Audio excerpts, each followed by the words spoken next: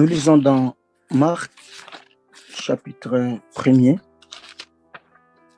le verset 35. Marc, chapitre 1er, je prends juste le verset 35.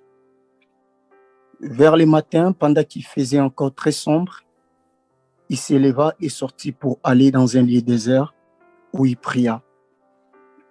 Donc, je m'irais simplement nous encourager ce matin, quels qu'en soient nos problèmes, quelles qu'en soient les difficultés auxquelles nous sommes en train de faire face.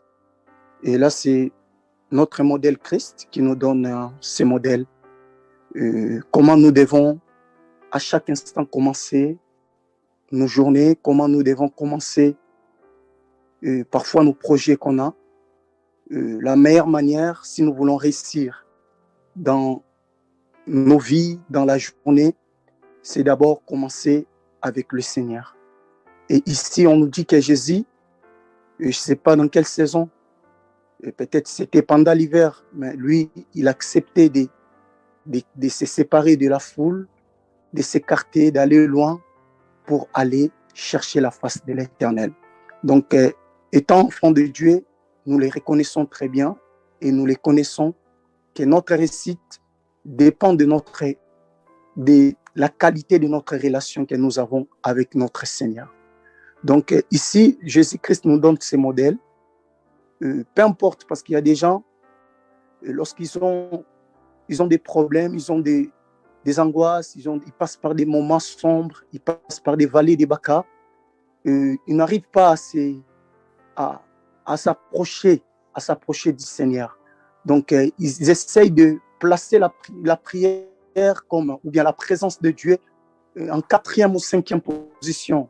Ils cherchent la solution aux hommes, ils cherchent toutes les alternances d'abord, et puis ils viennent placer Dieu à la fin. Non. Ici, Jésus-Christ nous présente, lorsque vous lisez, et surtout l'évangile de Luc, vous allez voir que toute la vie de Christ tournait tout autour de la prière. Donc, on ne peut pas, bien aimé, réussir surtout dans ce monde. Nous les connaissons qu'avant que tout soit ce qui est physique, nous vivons d'abord des réalités qui sont spirituelles.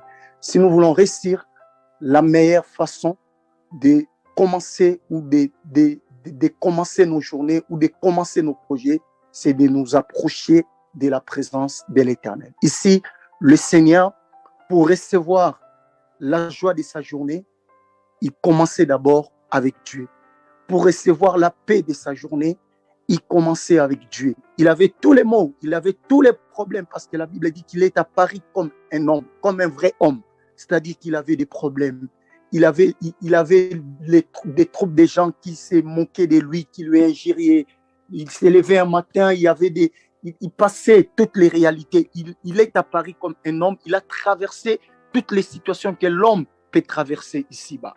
Et donc, j'ai beaucoup aimé sa manière de commencer sa journée. Donc, il commençait toujours comme nous sommes en train de le faire dans ces moments de prière en ligne. C'est tellement important parce qu'on ne sait pas qu'est-ce que l'ennemi a pu préparer pour nous avant que nous puissions commencer cette journée. Et comme on nous donne l'exemple de ces paraboles de sémeurs, lorsque l'autre était venu s'aimer, la nuit là même aussi, le méchant, l'ennemi était aussi venu s'aimer, livré au milieu de ce qu'il avait sémé. Donc, il est très important de commencer nos journées dans l'adoration, de commencer nos journées avec des actions de grâce, avec des moments de reconnaissance, de glorifier le Seigneur, de proclamer son amour dans nos maisons, dans nos familles, et surtout ceux qui sont parents, sur la vie de nos enfants, dans les endroits où ils partent pour aller fréquenter. Il faut toujours recommander les enfants parce qu'on ne sait pas quelles sont les influences que les enfants peuvent aller rencontrer sur le chemin de leur vie.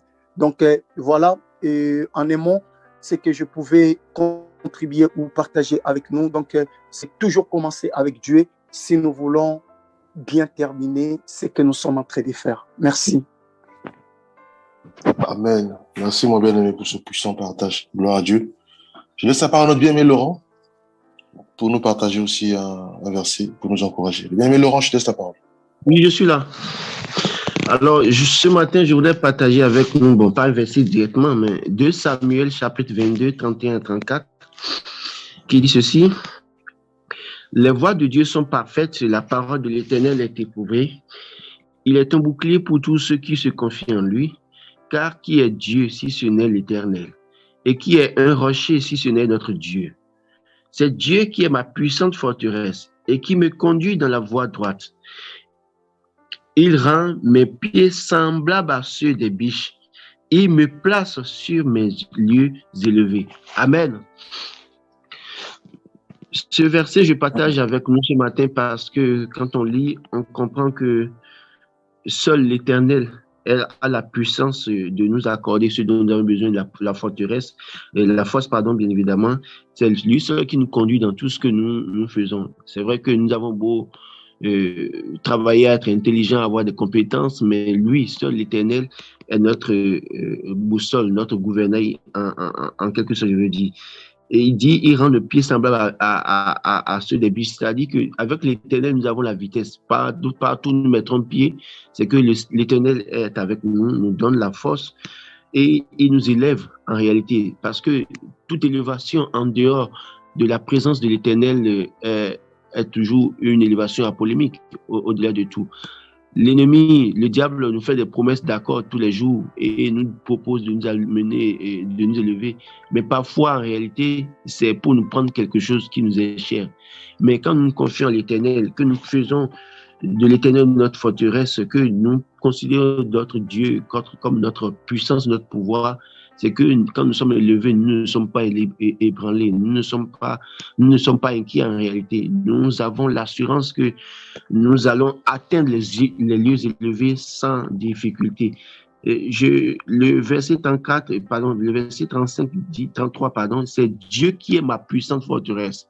C'est très important parce que c'est vite arrivé pour nous dans ce monde de nous confier à cette puissance terrestre et de considérer que le marabout, l'alpha, je ne sais qui peut m'accorder tel avantage ou telle opportunité. Mais la confiance en l'Éternel est en réalité très importante et nous rassure d'un lendemain meilleur, nous rassure que au-delà de tout, c'est que nous n'avons rien à craindre. Dans la parole de Dieu, nous devons nous enraciner davantage et considérer que au-delà de l'Éternel, il n'y a point d'autre Dieu. Il est écrit au verset 32, et qui est un rocher si ce n'est notre Dieu. Nous n'avons pas à craindre les attaques ou bien les esprits maléfiques qui parfois pourraient nous tourmenter. L'Éternel dit ici que notre rocher, c'est lui. Notre Dieu qui nous bénit, qui nous protège, qui est notre forteresse, qui est notre bouclier, c'est encore l'Éternel, le créateur du ciel et de la terre. Donc, nous avons une parole, en fait, une assurance à travers le message que je donne ce matin pour dire, en toutes choses, faisons confiance à l'Éternel, faisons confiance à Dieu. Dieu qui nous élève, qui nous accorde ce dont nous avons besoin, la puissance, la force, l'élévation au nom de Jésus. Amen. Amen. Merci, mon bien-aimé, pour ce puissant message qui nous fait du bien. Gloire à Dieu. Je laisse la parole à notre sœur Tyrell. Moi, je vais partager dans un Chronique 16, 23. Donc, je vais lire la parole du Seigneur. Je vais chanter à l'Éternel toute la terre, annoncer de jour en jour la bonne nouvelle de son salut. Je vais continuer jusqu'au 26.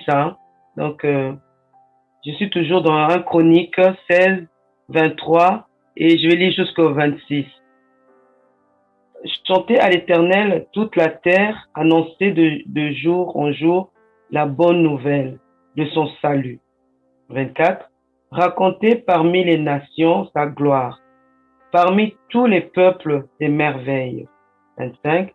Car l'Éternel est grand et très digne de louange. Il est redoutable plus que tous les dieux. Je continue. Car tous les dieux des peuples sont de faux dieux. Mais l'Éternel a fait les cieux. Voilà. Donc, je voulais partager ce matin aussi, c'est toujours l'Éternel, que notre Dieu est puissant, qu'on peut toujours parler de notre Dieu parce qu'il nous fait du bien, il nous fait du bien. On peut parler de lui, on peut pas parler d'autres personnes parce que il est là, c'est un grand Dieu. Venez toujours à lui, nous nous confions toujours à lui, nos problèmes, nos soucis, toujours à notre Seigneur parce que tellement qu'il est merveilleux, il nous écoute, il nous écoute, tous les problèmes qu'on a, parce que il prend tous les problèmes, tous les soucis, on peut se confier qu'à lui, on ne peut pas confier à d'autres personnes, parce qu'il est notre Dieu, il est vraiment souverain. Il est souverain, il nous fait du bien. Quand on a des soucis, on se ferme, lisons aussi notre Bible aussi. Il y a des versets, des bons versets aussi dans la Bible pour nous faire du bien vraiment. C'est ce que je voulais partager ce matin. Amen. Amen, amen. Merci, ma sœur. Gloire à Dieu pour cette exhortation. Merci, ma sœur. Ok, je laisse la parole à notre sœur Gladys. Nous allons lire un Thessaloniciens 5, 17. Priez sans cesse. La Bible nous recommande de prier sans cesse. Nos deux frères qui ont parlé de la prière, la confiance, c'est-à-dire de Dieu. Dieu nous demande de prier sans cesse. Pourquoi prier sans cesse? Parce que la prière nous met en confiance. Quand on se lève le matin, on prépare notre journée. C'est comme un médicament.